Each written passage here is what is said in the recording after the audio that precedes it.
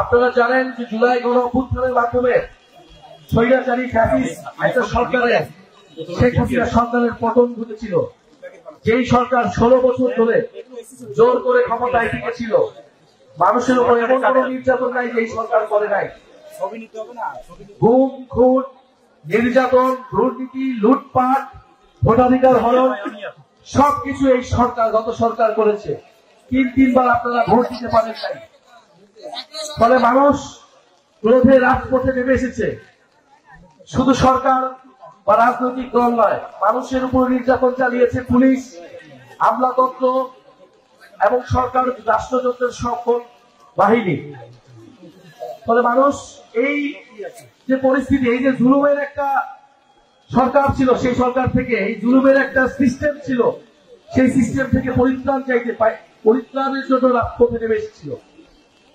আপনারা জানেন যে গণ অভ্যুত্থানের পরে আমরা বলেছিলাম দেশের সংস্কার লাগবে, রাষ্ট্রের সংস্কার লাগবে। আমরা পুরনো ব্যবস্থায় ফিরে যেতে চাই না, আমরা দুর্নীতির ব্যবস্থায় ফিরে যেতে চাই না, আমরা মাফিয়া তন্ত্রের ব্যবস্থায় ফিরে যেতে চাই না। আমাদের আন্দোলনের সময় আমাদের স্লোগান ছিল বৈষম্য বিরোধী সমাজ করতে হবে। সমাজে নানা ধরনের বৈষম্য, ধর্মের বৈষম্য, শ্রমিকের সাথে বৈষম্য, এই সকল বৈষম্য, গরিবের সাথে বৈষম্য, এই বৈষম্য গুলা দূর করতে হবে।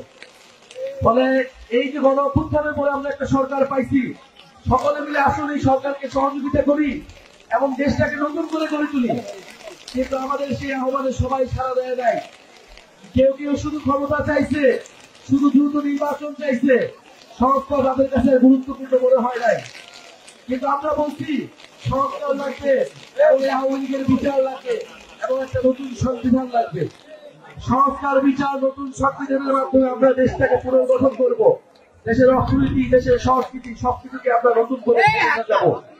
ফলে আমরা তার জন্য এখন লড়াই করতেছি। জুলাই গণ অভ্যুত্থানে হয়তো আমাদের সাথে অনেক দলমত ছিল, কিন্তু দেশের সংস্কারের পক্ষে আজকে যদি কেউ না থাকে, আমরা যে তরুণরা রাজপথে নেমেছিলাম, আমাদের আহ্বানে যারা আপনারা নেমেছিলেন, আমাদের আহ্বানে যারা এসে শহীদ হয়েছিলেন, তাদের সাথে আমাদের দায়বদ্ধতা আছে। আমরা রাজপথ থেকে চলে যেতে পারি না। ঝড় বৃষ্টি যা কিছুই হোক না কেন, আমাদের রাজপথে আমাদের লড়াই চালিয়ে যেতে হবে।